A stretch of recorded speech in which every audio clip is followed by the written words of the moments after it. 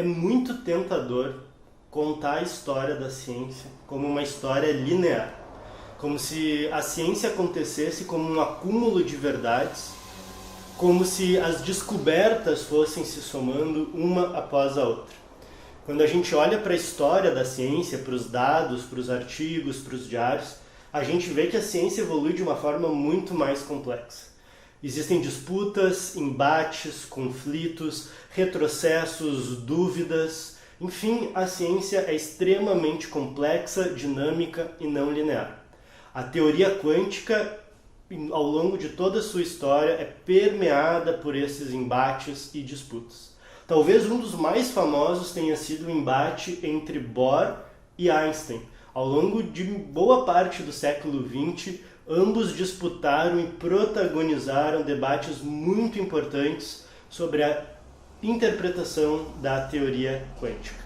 Mas muito antes desse embate histórico entre Einstein e Bohr, no próprio desenvolvimento da teoria quântica, dois dos seus fundadores também protagonizaram disputas, embates e conflitos entre visão de mundo. E eu estou falando de Heisenberg e Schrödinger.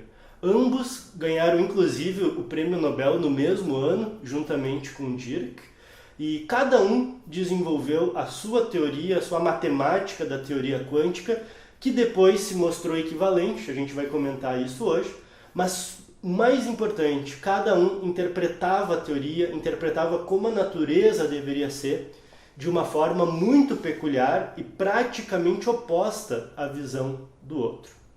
Para nós entendermos isso, mais uma vez, é importante a gente botar essa disputa numa perspectiva histórica. No início do século XX, 1900, 1905, começam alguns estudos de termodinâmica tomando como objeto de estudo a radiação. O problema original da mecânica quântica é o espectro de emissão do corpo negro. Todo corpo aquecido emite radiação. E a gente pode montar uma curva, qual é a intensidade da radiação para cada comprimento de onda. Isso vai formar uma curva específica, que é o espectro de emissão, e era muito difícil na época chegar ao formato dessa curva. Não sabia exatamente por que a curva tinha aquele formato. Se sabia calcular a área da curva, mas não se sabia qual era o formato exato. A primeira pessoa a conseguir isso foi o Planck, a chegar numa expressão teórica e aí inaugura esse conceito de quantização da energia, primeiramente pensado na energia dos níveis de energia da matéria. Dentro da matéria era pensado que os elétrons podiam ter ali, ou as partículas podiam ter certos níveis de energia, e o Planck quantiza isso, ou seja, discretiza, são só certos valores específicos, e com isso ele chega nessa expressão do espectro de emissão do corpo negro. Depois o Einstein vai e estuda questões termodinâmicas associadas à radiação. Para quem é da física, para ser mais específico, o Einstein determina a entropia da radiação, tomando como validade aí um certo modelo, que é o modelo de Wien. E compara isso com o modelo de partículas, como gases ideais, e chega então na expressão de que a energia de cada quantum é proporcional à frequência. Isso não é muito discutido nos livros didáticos, mas é o que está presente no artigo original do Einstein. Então, no início do século XX, tem esses estudos sobre radiação. O Einstein quantiza, ou seja, ele pega algo que era contínuo, como campo eletromagnético, e torna aquilo discreto, como localizado em certas regiões do espaço. Isso mais adiante é corroborado, é fortalecido por um estudo do Compton, da interação de fótons com elétron. Fóton, então, seria essa porção de energia do campo eletromagnético. Então, começa a se formar uma certa noção, mas ainda com muita resistência dos cientistas, de que a radiação poderia ser quantizada, ou seja, aquilo que era contínuo poderia se tornar discreto. Um dos passos fundamentais, talvez um dos mais importantes para o desenvolvimento da mecânica quântica, foi dado por um físico francês chamado Louis de Broglie. A gente fala de Broglie, mas o certo seria falar de Broglie. E o de Broglie, ele se dá conta de que essa expressão do Einstein, energia é igual a uma constante vezes a frequência, ele está atribuindo para uma partícula, que é o quantum. Mas frequência é uma propriedade ondulatória. Tipicamente, a gente obtém a frequência de uma onda fazendo experimentos de interferência, que só acontecem para sistemas ondulatórios. Então de Broglie se questiona como é possível atribuir uma propriedade para uma partícula trazendo uma propriedade que é tipicamente ondulatória. Nos seus estudos, ele propõe que toda partícula tem uma onda associada. Ou seja, não existe só a partícula, existe a partícula e algum campo contínuo. Então não é nem só o campo da teoria clássica, nem só a partícula, como pensou Einstein, é a partícula com uma onda associada. Isso é, por exemplo, o que Oswaldo Pessoa Júnior, um professor da USP, chama de visão dualista realista. Ela é dualista porque fala de partícula e onda ao mesmo tempo, e ela é realista, como a gente já falou num outro vídeo, porque pressupõe que de fato tem uma partícula e uma onda independente de qualquer medição. E a partir desses estudos, o de Broglie chega a uma série de relações importantes, resolve alguns problemas importantes, propondo então essa visão para os sistemas microscópicos. Nos anos subsequentes, entretanto, a gente tem, por um lado, o desenvolvimento dos estudos sobre a estrutura da matéria. Em 1913, o Bohr já tinha apresentado seu modelo atômico, usando então essa visão de um sistema planetário, e isso vai dar origem a uma série de estudos sobre espectros de emissão, espectros de absorção, ou seja, quais são os comprimentos de onda que a matéria emite ou que a matéria absorve, com que intensidade. E esses estudos de estrutura da matéria, motivados pelo modelo atômico de Bohr, vão dar origem a um programa de pesquisa que bebe da astronomia, que bebe da mecânica planetária para descrever a estrutura da matéria. Então começa a se estudar o átomo a partir do formalismo matemático da mecânica celeste que havia sido desenvolvida nos séculos anteriores. Um dos grandes protagonistas nesse programa de pesquisa era o Max Born, e o Max Born oferece um curso então de mecânica do átomo, em que alguns alunos assistem esse curso, alunos de pós-graduação assistem, e é um curso muito interessante porque ele ensina o formalismo matemático vindo da astronomia e apresenta já as principais lacunas, o que tinha para ser resolvido. Então ele era um curso de um grande físico da época, mostrando a interface do problema da mecânica atômica, tentando já apresentar o que aqueles alunos poderiam pesquisar para avançar o desenvolvimento científico. Esse curso depois, inclusive, vira um livro didático, que é a Mecânica do Átomo, em que tem então lá toda a discussão teórica e os problemas da época sendo apresentados.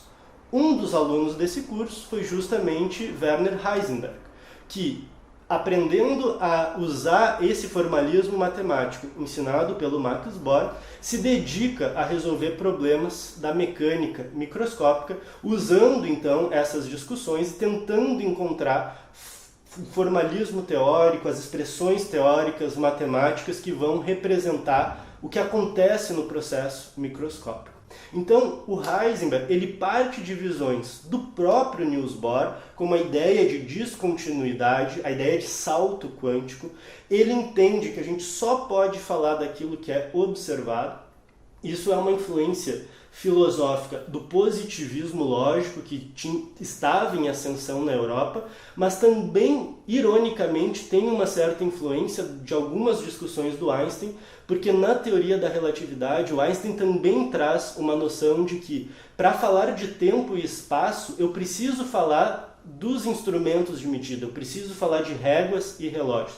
Embora o Einstein fosse um realista, ele se inspira também na filosofia de Mach, e isso depois vai acabar inspirando o Heisenberg. Depois, quando o Heisenberg conversa com Einstein, ele narra que foi muito influenciado pela filosofia do Einstein, mas isso é irônico porque o próprio Einstein seguia sendo um realista. Então Einstein não concordava com parte da discussão que o Heisenberg viria a desenvolver. Então, nesse sentido, o Heisenberg adota uma visão que é aparentemente positivista, portanto não realista, que está fortemente lastreada, baseada na noção de descontinuidade e salto quântico, que ele chama de postulado quântico, e isso leva ele então a desenvolver a sua mecânica matricial, o que é depois chamado de mecânica quântica. Essa mecânica matricial, ou mecânica quântica, justamente desenvolve um novo formalismo matemático. O Heisenberg ele chega, no artigo de 1925, ao fato de que posição e momento não comutam. O que isso quer dizer? Se eu multiplicar posição por momentum, isso é diferente de multiplicar momentum por posição. Para quem não lembra, momentum é o produto da massa vezes a velocidade, o momento linear, ou quantidade de movimento. Então, quando eu multiplico posição e momento, a ordem importa. O que é muito estranho. Em números, isso não acontece. 2 vezes 3 é igual a 3 vezes 2. Então, o Heisenberg simplesmente chega a essa conclusão, no artigo de 25, de que posição e momento não comutam. Isso, então, é reconhecido por outros físicos da época, como Dirac, Pauli, o próprio Max Born, e eles percebem, bom, isso são matrizes não comutam. Então, passa a se desenvolver a mecânica matricial, para ver como matrizes era uma ferramenta matemática tão incomum que o próprio Heisenberg chega na propriedade de não comutabilidade e não percebe que está trabalhando com matrizes, porque ele não sabia muito bem o que eram matrizes. Então, ele chega nessa propriedade. E depois, esse conjunto de físicos, incluindo o próprio Heisenberg, desenvolvem a mecânica matricial. Então, é uma nova matemática baseada em princípios que, de alguma maneira, desafiam a física clássica, como o salto quântico, baseado numa visão filosófica positivista e, portanto, não realista. Isso, de certa forma, se afasta da visão original do Einstein, em 1905, que era uma visão realista, e do próprio De Broglie, que era uma visão realista também, dualista-realista. Onde é que ficou a onda no meio desse processo? As ondas do De Broglie se perderam, não fica mais dentro desse aparato da mecânica matricial. Em paralelo a esse desenvolvimento, a gente tem o físico austríaco Erwin Schrödinger justamente sustentando o programa originalmente pensado por Einstein e De Broglie. Basicamente, o Schrödinger queria entender a mecânica microscópica a partir da filosofia da física clássica, sem ter que romper, sem ter que aceitar essa noção de descontinuidade e sem ter que abandonar o realismo. Então, para fazer isso, o que o Schrödinger faz? Ele faz o que nós chamamos até hoje de analogia óptico-mecânica. Como assim? Quando a gente estuda lá no colégio espelhos, como acontece para a luz refletir no espelho ou numa lente, a gente sempre fala do raio de luz. Então, se vocês lembrarem, a gente desenha um raio de luz chegando no espelho e sendo refletido. Então, é como se fosse uma linha chegando e sendo refletida. Mas a gente sabe que a luz não anda em raios, a luz é uma onda. E se eu uso a perspectiva ondulatória, por exemplo, que o Huygens propôs, a noção de frente de onda, eu consigo explicar o formato desse raio. Eu consigo explicar por que o raio tem um certo ângulo quando reflete, ou quando troca de meio, acontece a refração. A gente usa lá a lei de Snell e mostra a refração acontecendo. A direção da luz mudando quando muda de meio. Como é que a gente explica isso? Usando a frente de onda. Quando a frente troca de meio, se o outro meio for, a velocidade for mais rápida, isso vai fazer com que mude a direção da frente de onda, ou se for devagar, a mesma coisa. Então, o raio de luz que a gente representa lá na ótica geométrica é só uma representação. A verdadeira natureza da luz é a onda. Usando essa noção, o Schrödinger propõe a mesma coisa para a mecânica. Quando a gente descreve a trajetória de uma partícula, a gente faz uma linha, mas isso é só uma representação. Deve ter uma onda, um fenômeno ondulatório que está por trás, cuja linha, cuja trajetória é uma mera representação. Então, para o Schrödinger, a essência mais fundamental de tudo são ondas. Originalmente, a sua proposta, a sua visão, sua intuição inicial é que tudo é feito de onda.